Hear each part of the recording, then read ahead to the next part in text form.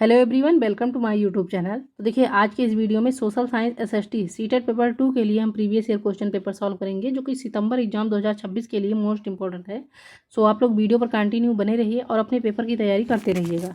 तो चलिए, इसमें हम पहला वाला क्वेश्चन करते हैं। तो देखिए, पहले वाले क्वेश्चन में कहा जा रहा है कि जेम्स मिल ने अपनी 3 खंडों वाली पुस्तक ए हिस्ट्री ऑफ ब्रिटिश इंडिया किस वर्ष प्रकाशित की थी।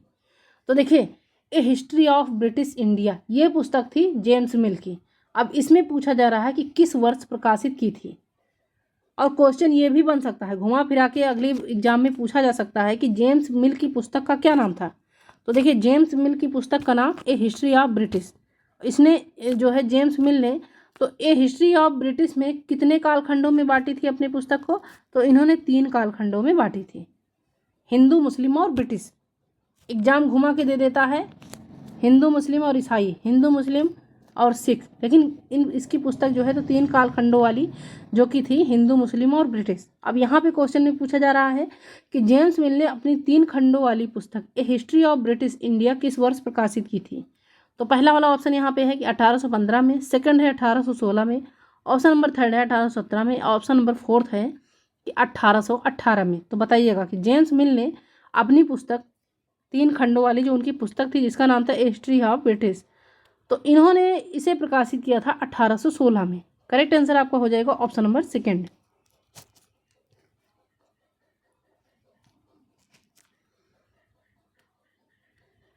अब आइए देखिएगा अगला वाला क्वेश्चन। इस वाले क्वेश्चन में कहा जा रहा है कि पृथ्वी की ठोस परपटी या कठोर ऊपरी परत को स्थल मंडल कहते हैं, क्योंकि यह चट्टानों एवं खनिजों से बना होता है एवं मिट्टी की पतली परत से ढका होता है। ये अभिकथन और कारण वाला क्वेश्चन है। अभिकथन ए कह रहा है कि पृथ्वी की ठोस परपटी या कठोर ऊपरी परत को हम स्थल मंडल कहते हैं, क्योंकि यह चट्टानों एवं खनिजों से बना होता है एवं मिट्टी की पतली परत से ढका होता है। अब यहाँ पे निम्नलिखित में से सही उत्तर का चयन करना है। तो पहला है कि दोनों, यानी कि ए और आर सही हैं और आर ए की सही व्याख्या करता है, या दोनों ए और आर सही हैं तथा आर ए की सही व्याख्या नहीं करता, या ए सही है किंतु आर गलत है, या ए गलत है किंतु आर सही है। तो देखिएगा यहाँ पे इस क्वेश्चन में कि पृथ्वी की ठोस परपटी या कठोर ऊपरी परत को स्थल मंडल कहते हैं, तो ये गलत है, यानी कि ए गलत है। और आर देखिए कि यह चट्टानों एवं खनिजों से बना होता है एवं मिट्टी की पतली परत से ढका होता है, यानी कि आर सही है। ए गलत है लेकिन आर सही है। तो ए गलत है लेकिन आर सही है, ये है ऑप्शन नंबर 4 में। सो करेक्ट आंसर हो जाएगा आपका ऑप्शन नंबर 4। अब देखिएगा अगला वाला क्वेश्चन कि बंगाल मंदिर निर्माण के निम्नलिखित कथनों पर विचार कीजिए और उपयुक्त विकल्प चुनिए। तो बंगाल मंदिर निर्माण के निम्नलिखित कथनों पर विचार करना है आपको और उपयुक्त विकल्प का चयन करना है। तो ए है कि मंदिर भक्ति प्रदर्शित करने के लिए निर्मित किए जाते थे, बी है कि मंदिर शक्ति प्रदर्शित करने के लिए निर्मित किए जाते थे, या फिर मंदिरों ने 2 मंजिली छप्पर को झोपड़ियों की संरचना की प्रकृति करना आरंभ कर दिया था, या डी है कि मंदिरों ने 4 छत वाली छप्पर की झोपड़ियों की संरचना की प्रतिकृति करना आरंभ कर दिया था। तो बंगाल में मंदिर निर्माण के निम्नलिखित कथनों पर विचार कीजिए, जो कथन सही है उस पर आपको चयन करना है। तो इन चारों में से मंदिर निर्माण में कौन सा कथन सही है बताइएगा। तो पहला है कि ए, बी और सी सही है, या बी, सी, डी सही है, या ए, सी, डी, ए सही है, या फिर ए, बी, सी, डी, यानी कि ये चारों उपयुक्त हैं। तो देखिएगा यहाँ पे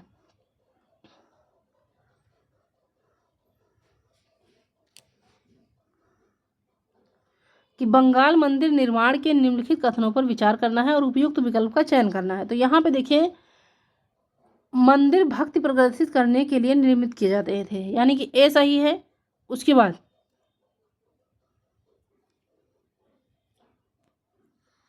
मंदिर शक्ति प्रदर्शित करने के लिए निर्मित किए जाते थे, देखिएगा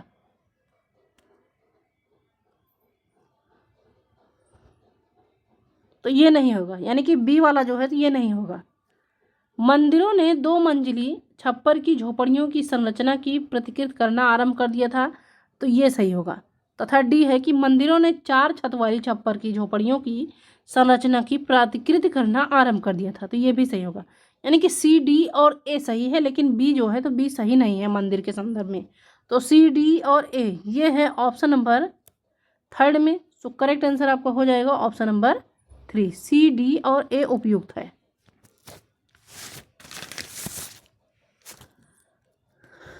अब देखिएगा अगला वाला क्वेश्चन कि 1 घंटे वाला पृथ्वी का एक समय क्षेत्र कितना देशांतरीय विस्तार घेरता है।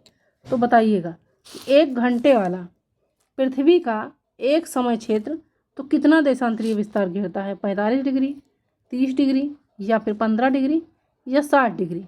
तो देखिए कि 1 घंटे वाला पृथ्वी का एक समय क्षेत्र जो है, एक समय क्षेत्र देशांतरीय विस्तार तो ये घेरता है 45 डिग्री। सो करेक्ट आंसर हो जाएगा ऑप्शन नंबर फर्स्ट। अब देखिएगा अगला वाला क्वेश्चन। इस वाले क्वेश्चन में कहा जा रहा है कि पर्वतों यानी पहाड़ों में बहते समय नदी जलप्रपात बनाती है। अब जलप्रपात के लिए 2 मुख्य कारणों का चुनाव कीजिए। तो बताइए कि पर्वतों पहाड़ों में बहते समय नदी जलप्रपात बनाती है और जलप्रपात के लिए 2 मुख्य कारणों का चुनाव करना है, तो क्यों जलप्रपात बहाती है, यानी कि पर्वतों यानी पहाड़ों से बहते समय तो नदी जलप्रपात क्यों बनाती है।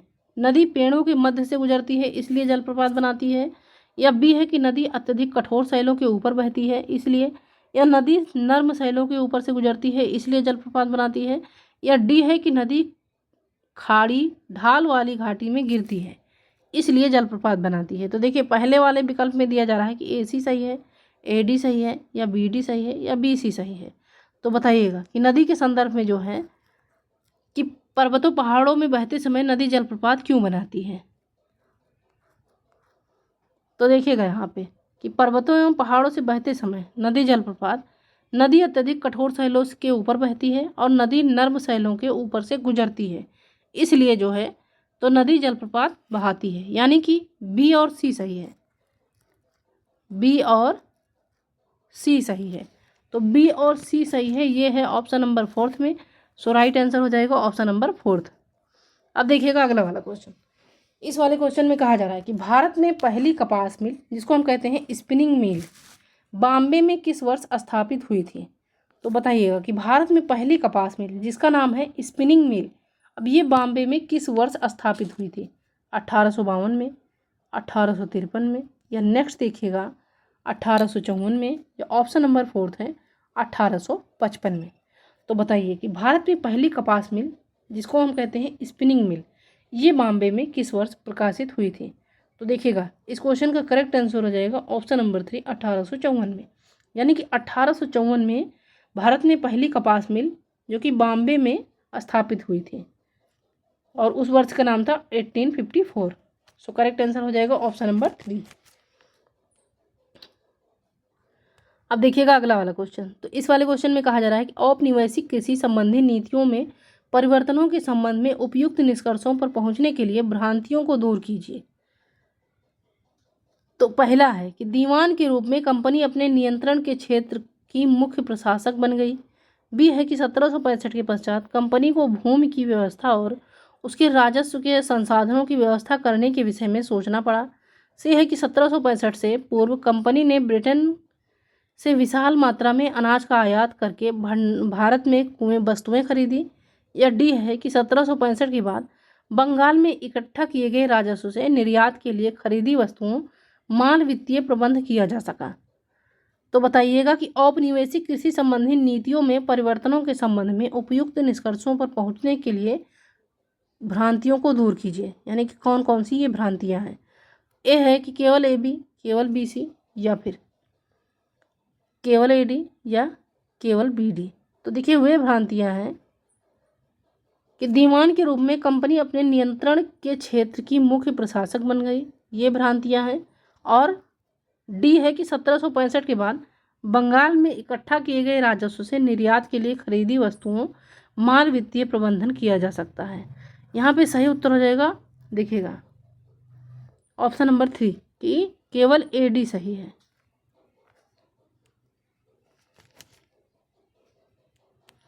अब देखिए अगला वाला क्वेश्चन कि ग्रामीण भारत में ऋण के संस्थागत स्रोत निम्नलिखित में से कौन है। तो ग्रामीण भारत में ऋण यानी कि कर्ज लेने की संस्थागत स्रोत कौन कौन से हैं, साहूकार, सहकारी संस्थाएं, सरकारी बैंक, या जमींदार। तो बताइएगा कि ग्रामीण भारत में ऋण यानी कि कर्ज लेने के लिए तो संस्थागत स्रोत कौन कौन से हैं। पहला है कि केवल ए सी, केवल बी सी, केवल ए डी या फिर केवल ए बी और डी? तो बताइएगा। तो देखिएगा यहाँ पे कि ग्रामीण भारत में ऋण के संस्थागत स्रोत जो है तो ये हैं सरकारी संस्थाएं और सरकारी बैंक, यानी कि सही उत्तर हो जाएगा केवल बी सी। तो केवल बी सी ये है ऑप्शन नंबर थर्ड में। सो करेक्ट आंसर हो जाएगा ऑप्शन नंबर थर्ड। अब आइए देखिएगा अगला वाला क्वेश्चन।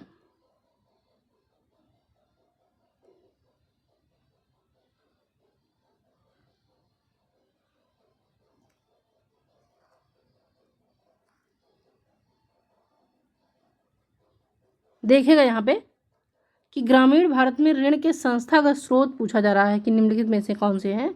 तो ग्रामीण भारत में ऋण के संस्थागत स्रोत हैं साहूकार और जमींदार, ये दोनों नहीं होगा। देखिएगा सहकारी संस्थाएं और सरकारी बैंक ये नहीं होगा, साहूकार और जमींदार, यानी केवल एडी सही होगा। तो केवल एडी ये है ऑप्शन नंबर थर्ड में। ये देखिए यहाँ पे ये था ऑप्शन नंबर सेकंड, तो ये नहीं होगा, ऑप्शन नंबर थर्ड यानी कि केवल एडी सही होगा। सो करेक्ट आंसर हो जाएगा ऑप्शन नंबर थ्री। अब देखिएगा अगला वाला क्वेश्चन। इस वाले क्वेश्चन में कहा जा रहा है कि निम्नलिखित में से क्या राजधर्म में हस्तक्षेप है जैसा कि भारतीय संविधान में लिखा गया है। तो राज्य धर्म जो है क्या जो है राज्य द्वारा धर्म में हस्तक्षेप है? अस्पृश्यता का उन्मूलन, बाल मजदूरी पर प्रतिशोध, बाल विवाह पर प्रतिबंध या विशाखा मार्गदर्शिका को तैयार करना। तो बताइएगा कि राज्य धर्म में हस्तक्षेप क्या है जो कि संविधान में लिखा गया है? केवल ए बी, केवल बी सी, केवल ए सी या केवल बी डी? तो कौन सा ऑप्शन सही होगा? तो देखिए यहाँ पे सही हो जाएगा आपका ऑप्शन नंबर थ्री, केवल ए सी सही है। अब देखिएगा अगला वाला क्वेश्चन कि नीचे दो कथन दिए गए हैं, इन्हें ध्यानपूर्वक पढ़ें और दिए हुए विकल्पों की सहायता से सही उत्तर का चयन करें। कथन ए है कि सामाजिक विज्ञान के अध्ययन अध्यापन की मुख्य आधार क्षेत्र कार्य, प्रोजेक्ट कार्य और समूह गतिविधियां होनी चाहिए। समूह से कथन आर यहाँ है या कथन सेकंड यहाँ है कि सामाजिक विज्ञान के अध्ययन अध्यापन को रुचिकर बनाने के लिए स्थानीय समुदाय से जुड़ी परियोजना को प्रेरित करना चाहिए होगा। अब बताइएगा कि कथन फर्स्ट और कथन सेकंड दोनों सही है, कथन फर्स्ट और कथन सेकंड दोनों गलत है, या कथन फर्स्ट सही है किंतु कथन सेकंड गलत है, या कथन फर्स्ट गलत है परंतु कथन सेकंड सही है। तो देखिएगा यहाँ पे कि सामाजिक विज्ञान के अध्ययन अध्यापन की मुख्य आधार क्षेत्र कार्य, प्रोजेक्ट कार्य और समूह गतिविधियाँ होनी चाहिए, तो ये गलत है। उसके बाद सेकंड है कि सामाजिक विज्ञान के अध्ययन अध्यापन को रुचिकर बनाने के लिए स्थानीय समुदाय से सीधे जुड़ी परियोजना को प्रेरित करना चाहिए, तो ये भी गलत है। यानी कि देखिएगा यहाँ पे कि कथन फर्स्ट और सेकंड दोनों गलत हैं। सो करेक्ट आंसर हो जाएगा ऑप्शन नंबर सेकंड। अब देखिए अगला वाला क्वेश्चन। तो इस वाले क्वेश्चन में कहा जा रहा है कि सामाजिक विज्ञान के एक शिक्षक शिक्षिका के रूप में लैंगिक भेदभाव और जातिगत भेदभाव जैसे मुद्दों पर चर्चा करते समय आप निम्नलिखित में से किसका ध्यान रखेंगे? तो बताइएगा कि सामाजिक विज्ञान के एक आप शिक्षक और शिक्षिका हैं और उसके रूप में लैंगिक भेदभाव और राजनीतिक जातिगत भेदभाव जैसे मुद्दों पर चर्चा करते समय तो आप निम्नलिखित में से किसका सबसे अधिक ध्यान रखेंगे? यह है कि कक्षा में बोलने के लिए प्रोत्साहित करना और विद्यार्थियों को दूसरों की बात सुनना सिखाना, ये कहेंगे, या कक्षा में संघर्षों की गैर स्वीकृत, या डी है कि कक्षा में विश्वास का वातावरण विकसित करना, ये करेंगे। तो बताइएगा कि सामाजिक विज्ञान के एक शिक्षक शिक्षिका के रूप में आप लैंगिक भेदभाव और जातिगत भेदभाव जैसे मुद्दों पर चर्चा करते समय तो आप किसका ध्यान रखेंगे, किस चीज़ का? तो पहला है कि ए बी सी या बी सी डी या फिर ए सी डी या ए बी डी, कौन सा ऑप्शन सही होगा?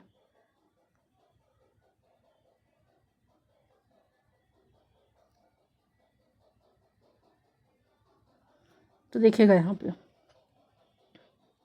ये हो जाएगा ऑप्शन नंबर बी, ठीक है।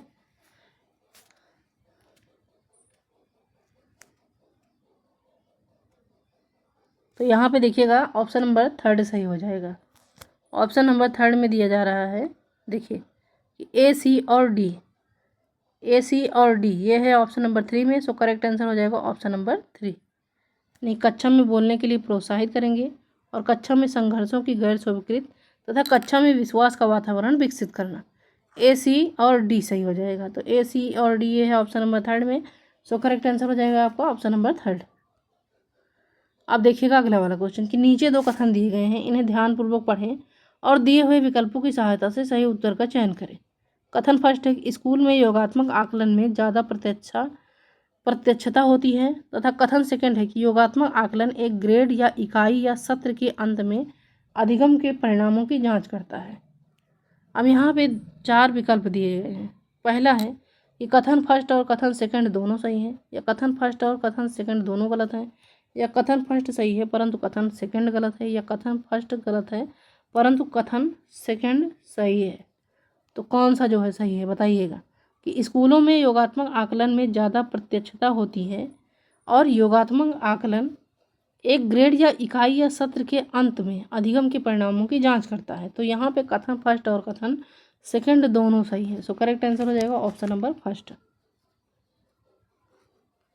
अब देखिएगा अगला वाला क्वेश्चन कि शहरी प्रशासन पर दिए गए पाठ में निम्नलिखित विषय अंतर्हित प्रश्न रिक्त स्थान की पूर्ति कीजिए और पर विचार कीजिए। कि किसी नगर निगम में निर्वाचित सदस्यों को डांट डांट कहते हैं। अब किसी नगर निगम ने निर्वाचित सदस्यों को डांट डांट कहते हैं और यहाँ पर निम्नलिखित में से कौन सा योग्यताओं कौशल का परीक्षण हो रहा है। सारांश करना, या फिर वर्गीकरण करना, या समझना, या स्मरण करना। तो देखिएगा यहाँ पे कि किसी नगर निगम में निर्वाचित सदस्यों को डांट डांट कहते हैं और यहाँ पे जो है तो पूछा जा रहा है कि कौन से कौशलों का परीक्षण हो रहा है, कौन से कौशल का परीक्षण हो रहा है। तो यहाँ पे स्मरण रखना इस कौशल का परीक्षण हो रहा है। सो करेक्ट आंसर हो जाएगा ऑप्शन नंबर फोर्थ। अब देखिए अगला वाला क्वेश्चन कि लड़के खेल खेलते हैं जबकि लड़कियां कला एवं कारीगरी अपनाती हैं। यह कथन क्या विचार प्रकट करता है। परंपरा, अवधारणाएं या पूर्वाग्रह, या रूढ़िबद्ध धारणाएं, या अंतर। तो देखिएगा यहाँ पे कि लड़के खेल खेलते हैं जबकि लड़कियां कला एवं कारीगरी अपनाती हैं। यह कथन पूछा जा रहा है कि क्या विचार प्रकट करता है। तो यह कथन जो है रूढ़िबद्ध धारणाएं विचार करती हैं, यानी यहाँ पे लड़की और लड़के में भेद दिखाया गया है। तो क्या हो जाएगा रूढ़िबद्ध धारणाएं।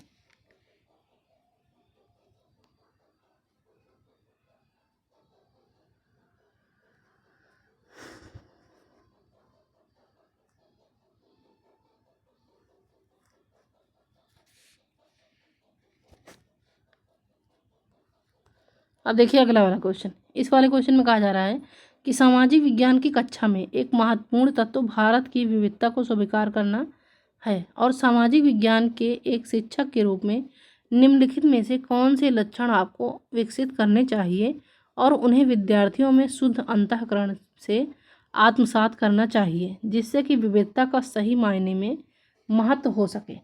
तो ए है कि एकता के विषय में नारे लगाना, बी है कि अपने से भिन्न संस्कृतियों के विषय में बात करते हुए संवेदनशील और सम्मानीय रहना, या सी है कि किसी की अवधारणाओं पर निरंतर विचार करना जो समाज में किसी भी सामाजिक अवस्थिति से उत्पन्न होती है। अब इसमें सही विकल्प का चयन करना है। तो पहला है कि केवल ए बी, या केवल ए सी, या फिर केवल बी सी। तो देखिए यहाँ पे सही उत्तर हो जाएगा केवल बी सी। केवल बी सी जो है आपका करेक्ट आंसर हो जाएगा, यानी कि इस सामाजिक विज्ञान की कक्षा में एक महत्वपूर्ण तत्व भारत की विविधता को स्वीकार करना और सामाजिक विज्ञान के एक शिक्षक के रूप में निम्नलिखित में से पूछा जा रहा है कि कौन से लक्षण आपको विकसित करने चाहिए और उन्हें विद्यार्थियों के शुद्ध अंतःकरण से आत्मसात करना चाहिए जिससे कि विविधता का सही मायने में महत्व हो सके। तो आपको जो है पूछा जा रहा है कौन सा विकल्प सही होगा। तो यहाँ पे विकल्प जो है अपने से भिन्न संस्कृतियों के विषय में बात करते हुए संवेदनशील और सम्मानीय रहना, ये सही हो जाएगा, तथा किसी की अवधारणाओं पर निरंतर विचार करना जो कि समाज के में किसी की सामाजिक अवस्थिति से उत्पन्न हो सकती हैं, यानी केवल बी सी सही हो जाएगा। सो करेक्ट आंसर हो जाएगा आपका ऑप्शन नंबर फोर्थ।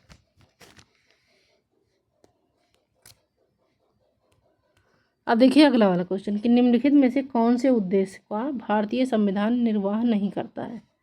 किस उद्देश्य का जो है तो भारतीय संविधान निर्वाह नहीं करता है। उन आदर्शों का निरूपण जिनका किसी देश को, देखिएगा यहाँ पे कि उन आदर्शों का निरूपण जिनका किसी देश को पालन करना है, या फिर अपने आप को आस्थैतिक रखना जिससे समाज की संरचनाएं अपरिवर्तित रह सकें, या विभिन्न समुदायों में साथ रहने के लिए सामंजस्य बैठाना, या 4 है कि व्यक्तियों एवं समुदायों के विरुद्ध नागरिकों को अधिकार देना। तो बताइएगा जो है कि निम्नलिखित में से कौन से उद्देश्य का भारतीय संविधान निर्वाह नहीं करता है। अब यहाँ देखिए कि भारतीय संविधान जो है तो विभिन्न समुदायों के साथ रहने के लिए सामंजस्य बैठाना, यानी कि भारतीय संविधान जो है इसका निर्वाह नहीं करता है। सो राइट आंसर आपका हो जाएगा ऑप्शन नंबर 3। अब देखिएगा अगला वाला क्वेश्चन।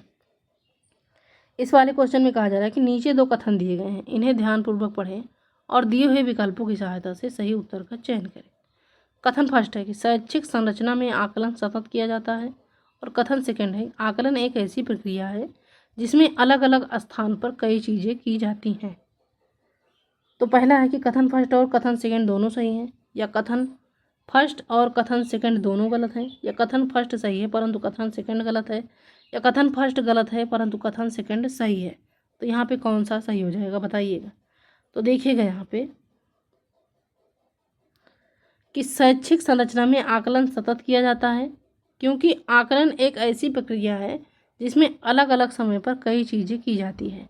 तो यहाँ देखिए कथन फर्स्ट गलत है परंतु कथन सेकंड जो है तो ये सही है। सो करेक्ट आंसर हो जाएगा ऑप्शन नंबर 4।